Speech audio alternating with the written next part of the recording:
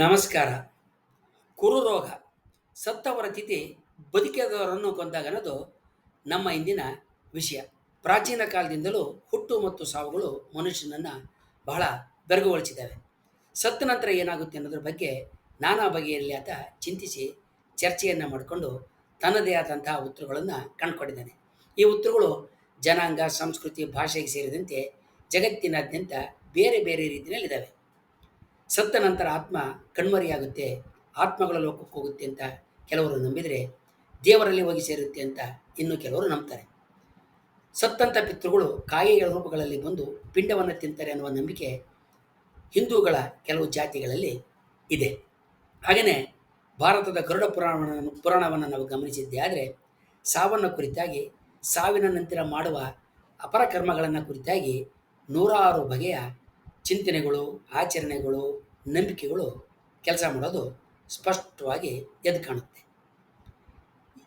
ಸತ್ತ ನಂತರ ಮಾಡುವ ಆಚರಣೆಗಳಲ್ಲಿ ಯಾವುದು ಶ್ರೇಷ್ಠ, ಯಾವುದು ಕಳಪೆ, ಯಾವುದು ಸರಿ, ಯಾವುದು ತಪ್ಪು ಅಂತ ಹೇಳೋದಕ್ಕೆ ಸಾಧ್ಯವೇ ಇಲ್ಲ. ಪಾಪುಯಾ ನ್ಯೂಗಿನಿಯಾ ದೇಶದಲ್ಲಿ ಒಕಾಪ ಅನ್ನುವ ಒಂದು ಪ್ರಾಂತ್ಯ ಐತೆ. ಇಲ್ಲಿ ಅಂದಾಜು 20,000 ಜನಸಂಖ್ಯೆಯ 4 ಜನಾಂಗ ವಾಸ ಮಾಡ್ತೈತೆ. ಈ 4 ಜನಾಂಗದಲ್ಲಿ ಒಂದು ನಂಬಿಕೆ ಇದೆ. ಅವರು ವ್ಯಕ್ತಿ ಸತ್ತ ತಕ್ಷಣ ಹೆಣವನ್ನು ಬೇಯಿಸಿ ತಿಂತಾನೆ. ಹಾಗೆ ಬೇಯಿಸಿ ತಿನ್ನೋದ್ರಿಂದ ಸತ್ತವರ ದೇಹ ಉಳಿದವರ ದೇಹದಲ್ಲಿ ಸೇರಿಕೊಳ್ಳುತ್ತೆ. ಇನ್ನು ಉಳಿದಂತೆ ಆತ್ಮ ಅಲ್ಲಿಂದ ಬಿಡುಗಡೆ ಆಗುತ್ತೆ ಅನ್ನೋ ನಂಬಿಕೆ ಅವರಲ್ಲಿದೆ. ಸಾಮಾನ್ಯವಾಗಿ ಸತ್ತ ವ್ಯಕ್ತಿಯನ್ನು ಬೇಯಿಸಿ ತಿನ್ನಬೇಕಾದ್ರೆ ದೊಡ್ಡ ಭಾಗವನ್ನು, ಕಠಿಣವಾದ ಭಾಗವನ್ನು ಗಂಡಸರು, ಯುವಕರು ತಿಂತಾರೆ. ಹೆಂಗಸರು ಮತ್ತು ಮಕ್ಕಳು ಸಾಮಾನ್ಯವಾಗಿ ಸತ್ತವರ ಮೆದುಳನ್ನು ತಿಂತಾರೆ. 4 ಜನಾಂಗದಲ್ಲಿ ಒಬ್ಬಾತನಿಗೆ ಕ್ರುಚ್ಫೆಲ್ಡ್ ಜಾಕೋಬ್ ಅಂತ ಈಗ ಗುರುತಿಸಲಾಗಿರುವ ಒಂದು ನರಕ್ಕೆ ಸಂಬಂಧಿಸಿದಂಥ ರೋಗ ಬಂದಿರುತ್ತೆ, ನರರೋಗ ಬಂದಿರುತ್ತೆ. ಈತ ಸತ್ತ ಮೇಲೆ ತಮ್ಮ ಸಂಪ್ರದಾಯ ಮತ್ತು ಪದ್ಧತಿಯಂತ ಜನ ಈತನ ಹೆಣವನ್ನು ಬೇಯಿಸ್ಕೊಂಡು ತಿಂತಾರೆ. ಈ ಕ್ರುಚ್ಫೆಲ್ಡ್ ಜಾಕೋಬ್ ರೋಗ ಬಂದಾಗ ಮೆದುಳಿನಲ್ಲಿ ಸ್ಪಂಜಿನಂತೆ ಕುಳಿಗಳು ಉಂಟಾಗ್ತವೆ ಅಂತ ಆಧುನಿಕ ಕಾಲದಲ್ಲಿ ವಿಜ್ಞಾನಿಗಳು ಮತ್ತು ವೈದ್ಯರು ಪತ್ತೆ ಹಚ್ಚಿದ್ದಾರೆ. ಕ್ರುಟ್ಜೆಫ್ ಜಾಕೋಬ್ ರೋಗ ಬಂದತನ ಮೆದುಳನ್ನು ತಿಂದ ಹೆಂಗಸರು ಮತ್ತು ಮಕ್ಕಳು, ಅವ್ರಿಗೂ ಕೂಡ ಇದೇ ರೀತಿಯ ರೋಗ ತಾಗುತ್ತೆ. ಇವರು ಸತ್ತ ನಂತರ ಇವರ ಮೆದುಳನ್ನು ಇತರ ಜನ ತಿಂತಾರೆ, ಅವ್ರಿಗೂ ಕೂಡ ಇದೇ ರೋಗ ತಾಗುತ್ತೆ.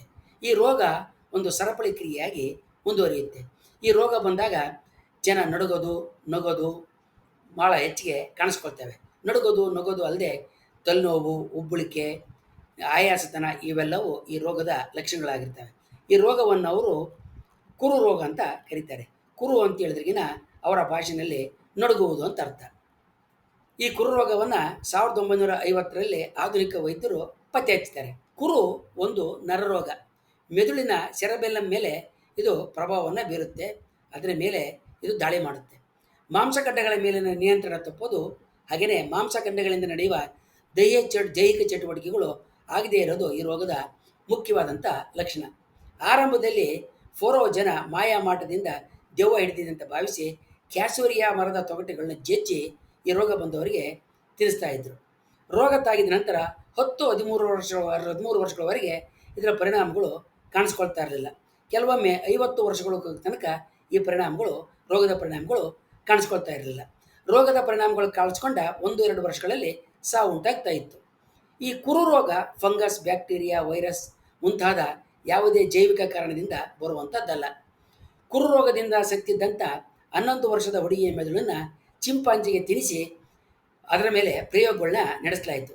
ಈ ಹುಡುಗಿಯ ಮೆದುಳನ್ನು ತಿಂದಿದ್ದ ಚಿಂಪಾಂಜಿಗಳಲ್ಲಿ ಒಂದು ಚಿಂಪಾಂಜಿಗೆ 2 ವರ್ಷದಲ್ಲಿ ಕುರು ರೋಗ ಪತ್ತೆಯಾಯಿತು.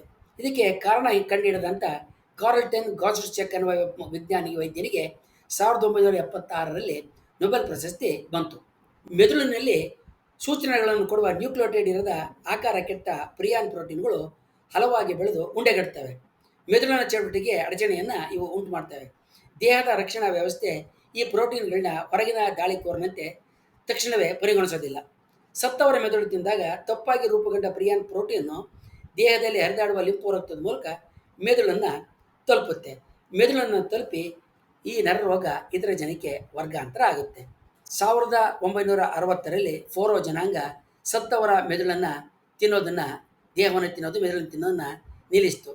ಇದಕ್ಕೆ ಸರ್ಕಾರ ನಿಯಂತ್ರಣ ಹೇರಿದ್ದು ಕಾರಣ ಆಗಿತ್ತು. ಅದಾದ ನಂತರ ಈ ಕುರು ರೋಗದಿಂದ ಸಾಯುವ ಪ್ರಮಾಣ ಕಮ್ಮಿ ಆಯ್ತಾ ಹೋಯಿತು, ನಂತರ ಅದು ಕಣ್ಮರೆಯಾಗಿ ಹೋಯಿತು. ಹೀಗೆ ಜೀವ ಪ್ರಪಂಚದಲ್ಲಿ, ಜೀವ ವಿಕಸನದಲ್ಲಿ ಸೋಜಿಗದ ವಿದ್ಯಮಾನಗಳನ್ನ, ಸೋಜಿಗದ ದೈಹಿಕ ಏರುಪೇರುಗಳನ್ನ ಕುರಿತಾಗಿ ನಾವು ಮುಂದಿನ ವಿಡಿಯೋಗಳಲ್ಲಿ ತಿಳ್ಕೊಳ್ಳೋಣ. ವಂದನೆಗಳೊಂದಿಗೆ.